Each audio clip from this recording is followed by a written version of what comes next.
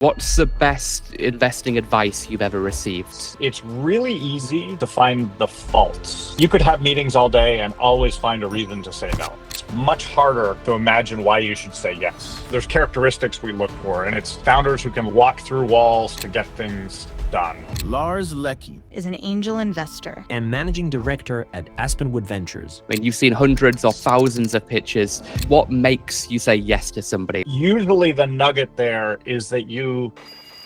Welcome back to Decoded. My name's Alfie Whattam, and this is the show where I speak to experts about what it takes to build great teams and companies. Make sure that you click the follow or subscribe button for more great content like this, and I hope you enjoyed the episode.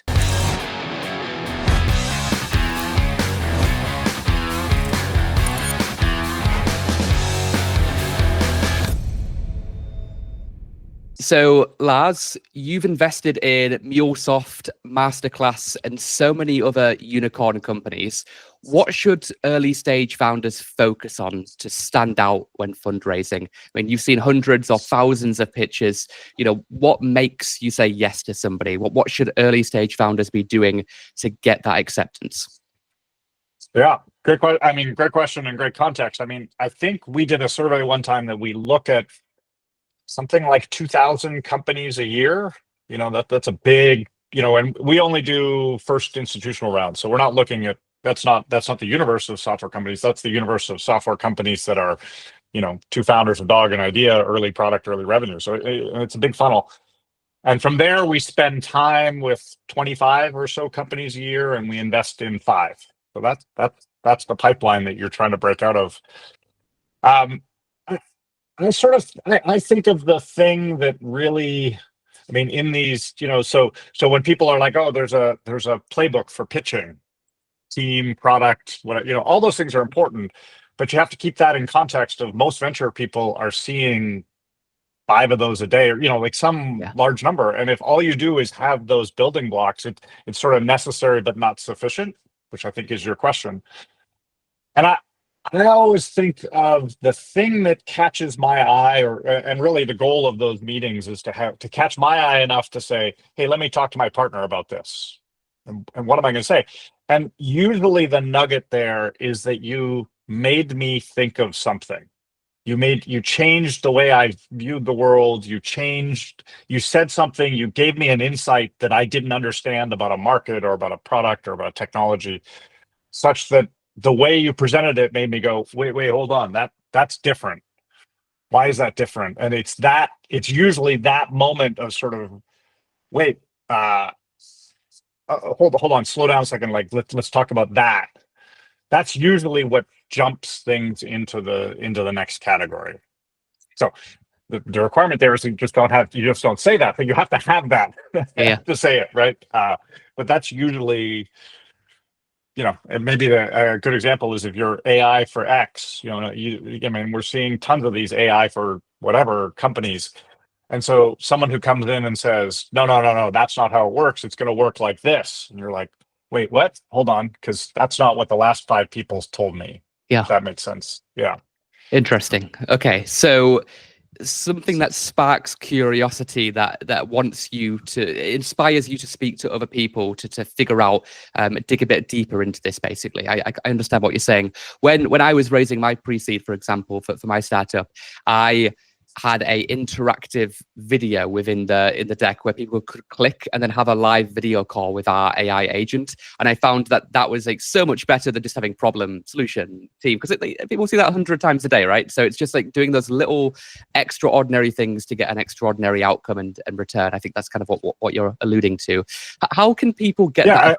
As an example, in that case, like, I'm gonna call up my partner and be like, hey, Steve, I just saw this pitch. It's sort of interesting. You should see their video, because it's like this interaction thing I did that I haven't seen that before, right? Like, that's the kind of, whoa, yeah. You don't have to give specific company names, but is there anything specifically which you've seen which could be an example of that it's just different? Because people are listening to this, that they're going conceptually, yeah, I understand what Lars is saying right now, and it needs to be unique, it needs to be special, but what does that actually mean? Like, how can I get that across in 10 slides or less? Like, is there anything specific which you've seen recently which you could give an example as such?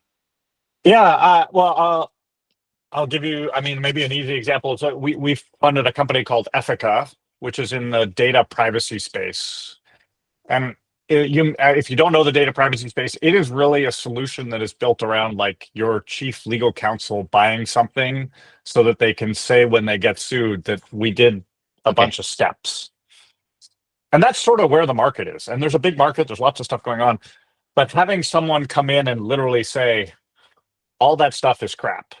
All it is people pretending that they're solving like they're not actually deleting your privacy data. They don't care. They just need to have a track record that they did 6 steps. So when you sue them, they can say, well, we tried, And so having someone come in and being like, this is not a compliance problem.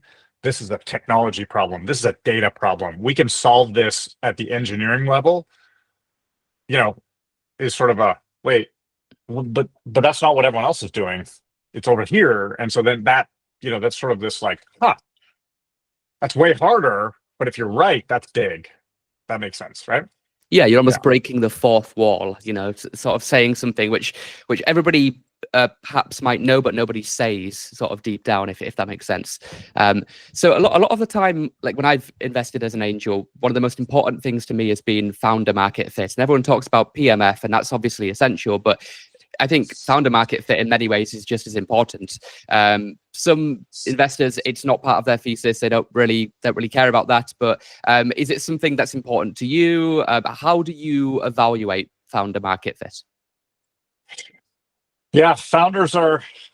We have a sort of saying that history is not created by normal people, right? So founders are not your average person. They're generally not super balanced in life. They're not going to write books on work-life balance. They are people who are, so for us, there's a level of enthusiasm. I have a belief the world operates this way, and I'm going to go prove that it does. So there's characteristics we look for, and it's founders who can like walk through walls to get things done. Founders who, see the world differently, but uniquely, and are sort of hell-bent on, building the thing that proves that that's true.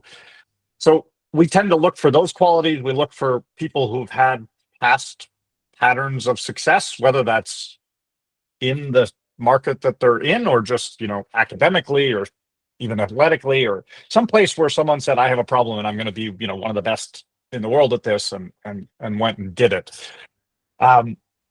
So I don't, we love to see there's sort of an investing model around, hey, I built this at fill in the blank, Google, OpenAI, Uber, whatever, and I solved this problem, this enterprise, and I'm now leaving. And I don't just want to solve that problem for my former employer. I want to solve that problem for everybody. And that's probably our purest form in what we do, of sort of that founder market fit piece, because they understand the problem, they've lived the problem, they've even built a solution kind of, it's probably 75-80% right, but because it was for one vendor, not for everybody. And that is a investing model that we love, and we love it when people can tell that story, right? They understand that problem deeply, they've spent time in that problem, that piece. Okay. Makes a lot of sense. This is a quick message to tell you about my company, Alpha AI. We built Lisa, the world's first AI-powered recruiter who screens candidates for you on autopilot. You can make your recruitment process 10 times faster, 90% lower cost, and significantly improve the candidate experience, all with our AI agent for hiring. Learn more at welovealpha.com or click the link below in the description. And now, back to the episode. So we've talked about what you look for when you're investing in a founder, that hunger, that drive, that obsession, that knowledge of the space, the fact that they've solved the problem before for somebody else, and now they want to solve it for a larger group of people, and obviously that's a lot more lucrative from an investing perspective, right? What about on the flip side of the coin, of the investors and the pitch decks and the stories that you see that you don't invest in? What sort of are the biggest red flags that you come across in pitches, whether that's within the slides, whether that's within the presentation? What are the things that often come up and then you go, it's not for me, and it's just like it's a trend, it's a gut, it just often happens? What are those red flags in your eyes? Yeah. Interesting. I mean, I think there are they red flags? That's an interesting question. The thing that most ideas that come through the door, people pitching, whatever, the I don't know if I'd call it a red flag, but the place where most companies sort of fall short is, great team, head in the right direction, but like, I can't see this being a 50 or $100 million revenue, category. Like it. So for us to, the world is changing a million different ways. Companies are staying private longer, all sort of stuff. But if you want to be a category, if you want to win a category and sort of lead a category, at least the shorthand that we use is what we used to call the IPO window, 5-10 years ago, which was, can you get a company to $100 million in revenue while still growing 40-50% and on a path to profitability? Now, of course, that's not the path of every company, but what that says is the market has to be you can imagine the market being that big. You can imagine the market having that sort of piece. And so for us, the thing, like literally the thing that we, a lot of times we can understand the product, we can understand the problem, but then we haven't made the jump to say, yeah, but it can be a category of that scale. Now, of course, we can be wrong on that some markets turn out to be much bigger than you anticipate, but sometimes it's because it's more of a feature or more of a product, it's feature product company, and we're looking for companies. We're not looking for, now of course, companies can start in one and kind of grow and build out, but that's probably the red flag, if you will, for us that tends to, everything you say is logical. I agree with the problem set. I agree with everything, but people are going to pay you $20K for that product, not $1 million, that kind of thing. Got it. How does that apply in a world of AI agents? We were talking about agents just before this call, because a large part of what we'd call services businesses are now going to be automated using software. And those TAMs are tricky to calculate because those TAMs are, in theory, huge. But when you have an agent entering the space and there aren't existing market leaders to properly assess what that TAM would be from a software perspective, how do you know? Is it gut? Is it vibe? Is it like, how are you actually deciding? You said that you have to feel like the market could be big enough, but is that based on data? Is that based on intuition? Like, given the way that the world is heading, how can you make that assessment moving forward? Yeah. Well, it is certainly not a science, right? There's an art to it. The classic examples of this would be, and this is where Mulesoft, when we made the Mulesoft investment, Mulesoft was pretty easy because they were an open source disruptor to a legacy category. So yeah. If you wind back the clock, there were all sorts of enterprise buses, enterprise SOA, but these were big companies, 10, 20 billion in revenue, and they were built on technology from 10, 20 years ago, right? It was just this like, it exists, but oh boy, is it old, clunky, and terrible. And the Mulesoft pitch is, hey, we can do this in an open source way. So we have access to, maybe we can't get their whole 10 billion in revenue, but if we can get 1/10 of their, we know there is a need and a product and a fit there. And so I guess what I would say to your question is, yes, we don't know. I mean, in AI specifically, like you feel like every pitch is like, well, we could do everything. Yeah. Yes, you can. But the question at some level is like, the market you're disrupting, the thing you're doing, is there already a market? Is there already revenue flowing there in a way that you can imagine even if you change pricing, you change business model, that you still get there. I mean, through the last disruption, right? Salesforce could point to Siebel systems and all the CRMs and say, look, tons of spend there. Yes, you can't quite figure out that 10 seats of CRM is going to be a big market, but you're like, if we're successful, it starts to look like what those guys have. And so it's more that kind of intuition that we're trying to apply. You mentioned around seats there. In a world of AI and agents, do you think the seat-based pricing in SaaS will continue to be the gold standard, or do you believe more almost usage or paying for results will ultimately be what tends to happen after the dust has settled? I guess the answer is yes and yes. Yeah. I think, so we've made an investment in a company called Aria Systems. It's been around for a while.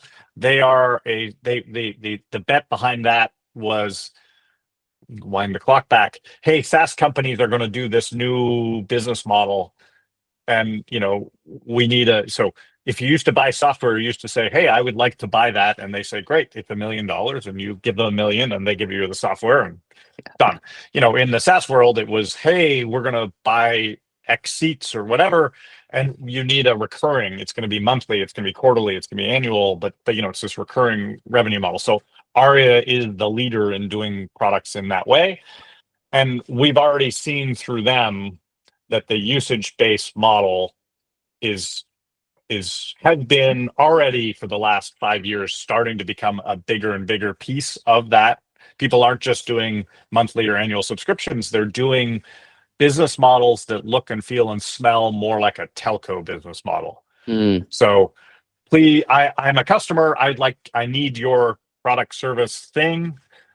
I think if I look at my side that I need X usage, so let's plan on, you're going to pay me $300,000 a year for that usage.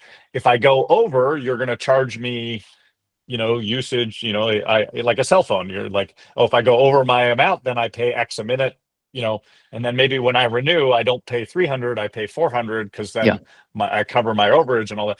That business model has been alive, growing, 5+ years now. And I think that's the future. I think it's you're solving a problem. It's consumption based, it's usage based. There's probably a platform fee to get, you have to sort of ante in. So that's going to be, hey, pay me $100,000 for that and pay me X for usage above that. And if I think my usage is going to be way more, let's make a deal so that my per cost is lower. I think that's the future, and I think it's here. Yeah, got it. I'd agree with you. I think that compute can be super expensive for a company if you have a set of users that are like super users, basically. So it's impossible to set a fixed price for them per month if they could potentially abuse that and then bankrupt you as a startup. So the telco example is a really good analogy. The thought experiment we've talked about internally is a little bit like, imagine every Salesforce user in the world logged into Salesforce and just hammered away on it, loaded new lists and generated new content and all that. I would guess you could change the cost of Salesforce's infrastructure by a couple percent. Like they're built for the capacity. Of course, they do load sharing and all that, but like there is no world under which the users could double the compute cost of Salesforce. It's just the way that infrastructure runs. But in an AI world, you type in a little prompt and it like spawns into something and can become a lot. And so if you're let's make up a product that's like a Salesforce but done through AI or something, every time you log in and say, hey, let's do something, you spin up these activities that could end up consuming huge amounts of compute and resources and what have you.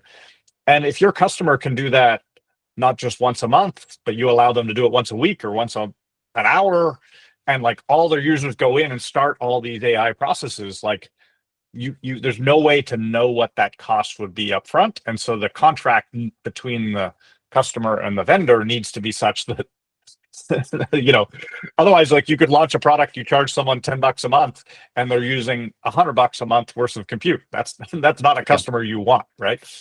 Yeah. The flip side of that, Lars, is Sam Altman said that he believes the cost of compute, similar to electricity, will eventually become near zero.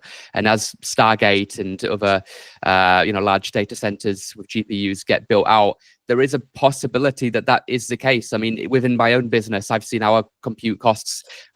We are getting more and more users, but our costs, they're going up, but they're not going up at the same level of velocity, because every 6 months, the price tends to almost half or something. It's kind of crazy. Do you share Sam's sentiment that the cost of compute will eventually become almost like electricity, like extremely low, and then that whole usage argument, maybe it becomes less relevant? Yes, I mean, I think that history has shown. Now, of course, the reason that those costs have come down are not necessarily market reasons. They may in fact be coming down because every single company in that ecosystem is raising $100 billion and investing in data centers and driving the cost down and competing with each other. The question is, what is the true cost? And by the way, there's a whole thread on this of like, if every AI company is building out to be the market leader, we are in high risk, right? Like individually, their assessment on their capacity makes sense. Yeah. We're going to be the market leader. We should build out this capacity. But if every single person in the market is building out capacity to be the market leader, we're going to be overbuilding capacity by an order of magnitude. And we've seen the history where overbuilding on optimism, will come back to bite us. But the history of that is that was true. We had a infrastructure crash, but the usage sort of did, and the pricing did, come down and converge. It was just 10 years later than people thought it was going to be. Yeah. Look, I think it will converge at some level. I think it will get cheaper, but people are going to do more and more. That's the magic of the market. Cost comes down, it opens new use cases, usage goes up again, that drives costs down, more use cases open up. And so there's an interim pricing and business model that needs to exist as that happens. I mean, if Salesforce allowed everybody to hit OpenAI as much as they want through Salesforce, I mean, until that price comes down, you could do some serious harm to their gross margins. So yeah. Okay, going back to investing, what's the best investing advice you've ever received as a VC when making bets? What's the biggest tip someone's given you? Don't fall in love with any company. No. I'll credit this one. I mean, I got in the business. So Aspenwood is the follow-on fund to a firm called Hummer Windblad Venture Partners, which is a very storied venture brand. They started in 1989 as the first software investors. So like they saw this software world and they saw this venture capital world. They put the two together. No one else was doing that at the time. And so Anne Windblad is, very successful, very famous, very, she's been doing this for longer than I should probably say. And her one piece of advice early on when I was doing this is like, you're going to meet a lot of companies, whatever, and it's really easy to find the faults in a pitch and a plan and a team and whatever. That's not hard. You could have meetings all day and always find a reason to say no. That you're like, I don't like the guy. Seemed the founder, they're not from Google, they're from Yahoo, or like whatever. You could always come up with something pretty obvious as to why you would say no. Yeah. And her line is, it's much harder to imagine why you should say yes. And so you have to look at the company, the faults and the slides and all this stuff. Again, easy to pick out the problem, but it's much harder to be like, yeah, but if they're right, what happens? That's the much harder question. And so that's I try to walk. I mean, her advice is such that I try to walk into those meetings being like, yeah, but if they're right, what happens to this world, right? And so that's how you end up with companies that sort of scale bigger than you imagine, right? Is it fear that causes people not to think that way? Oh, is it fear? Is it human nature? Is it look, I gave you the funnel that we see 2000 coming. We Yeah. say no for, I mean, and founders probably don't realize this, but we sort of say no for a living, right? Like that's that you're looking for sort of the thing that's magical. And so I think maybe part of it is you can just get stuck in a rut of like everything has a fault, right? Yeah. And so it's really worth pausing and resetting before you walk into a meeting to be like, I'm going to look for the positives in this. You may still say no, but it changes the way you're like, okay, yeah, that's a problem. Okay, sure. Yeah. But like, what if that mindset? So is it human nature, or is it, I don't know what causes that, but just walking in, I don't know if the people always say, like, one of the things when we used sales teams, we used to go in somewhere, the best thing the most senior person in the room can do right before the customer walks in is like tell a joke, right? Change everybody's mindset. Get people kind of open and like, so when the customer walks in, you're all smiling and laughing and you're having a good time and you seem like great people, right? But it's that mindset switch. And so Anne's advice a little bit is like, make sure you do that mindset switch when you're talking to companies. Especially if you've said no, like back to back 4 in a row, and then the 5th one comes in. It's like a guaranteed no at that point, unless you change your perspective. Yeah. Okay. I don't have a lot of free time, but when I do have free time, I like to play video games. And you spent your career, you started it hacking video games, which is really cool. Now, a high percentage of successful founders played a lot of video games early in life. Elon and I mean Gates, even Jobs created. I think Elon still plays video games, but yeah, he does. Why do you think that is? Why are video games? Why are high skills at video games so closely correlated with high skills in tech startups? It's almost hard to say that's not true at this point. It's pretty obvious to me. Yeah, I'm not sure I have the data on it, but I generally agree with the thread. I mean, I think for me, it was probably the easiest use case of computers and technologies that you could get your teeth into, right? I mean, at that time, like, was I going to get super excited about like the networking in someone's office, or was I, like that just wasn't a computer use case that sort of got me, right? And so I think it was, and this, by the way, I think this is true in like hardware startups and things too. People come out of like, they built model helicopters, they build model drones, like they get sucked into like the thing that it's intellectually interesting to them, and next thing you know, they're designing circuit boards. Yeah. You know what I mean? Like it sort of pulls you in. The fun pulls you in, and it gets you touching the technology, and then one day you're like, wait, I'm neck deep in the technology. Beyond that, I think that gaming, as it's evolved, like it gets you access to technology. I think it gets you access to structured thinking. And maybe the last piece is for anyone who's, played video games from 80s video games to today's video games, there's sort of the iterative approach failing, right? Like I have 3 lives. I try something. Well, I tried 3 things and they died. And you're like, okay, well, now I'm going to go back at it again and try 3 different things. And I don't know. I'm not a psychologist, but I feel like that is a lot of that is a great way to approach building startup companies, right? Yeah, so. That's got to be it. Yeah, but what did you hack? What games were you breaking? Oh, I mean, this was back in Commodore 64. It goes back a long way, where you could actually still see the code. We used to like tape. We'd take Atari cassettes and you could tape over one of the leads and you could get into the programming and stuff. I mean, that was all that was what we were doing. Cool. Breakout by Atari is one of my favorite ever games, which actually Steve Jobs and was created. So maybe that was involved. We've come a long way since that. In some ways we've come a long way, but in other ways we haven't. I mean, the layering of games now, we watch kids do Minecraft and stuff. I mean, I think that they even, like, before it was like hacking to play, and these are now platforms where the playing is hacking in some degree. Yeah, right? So it's sort of interesting to see how that's evolved.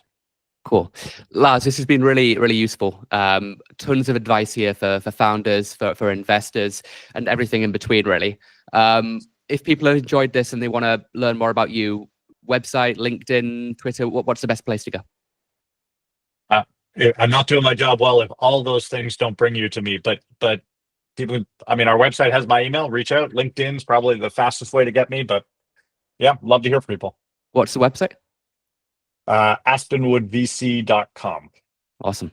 Cool. Lars, thank you so much for your time. I appreciate it. Appreciate the chat. Thank you. Enjoyed it. Thank you so much for watching. Make sure that you click the follow or subscribe button wherever you're watching, and I'll see you in the next episode. Introducing Lisa, the world's first AI-powered recruiter. She's an AI agent who works 24/7, screening candidates on autopilot, conducting interviews in 30 different languages, uploading all the best candidates to your applicant tracking system. Hire 10 times faster at 90% lower cost and significantly improve the candidate experience. Visit welovealpha.com to start your free trial now.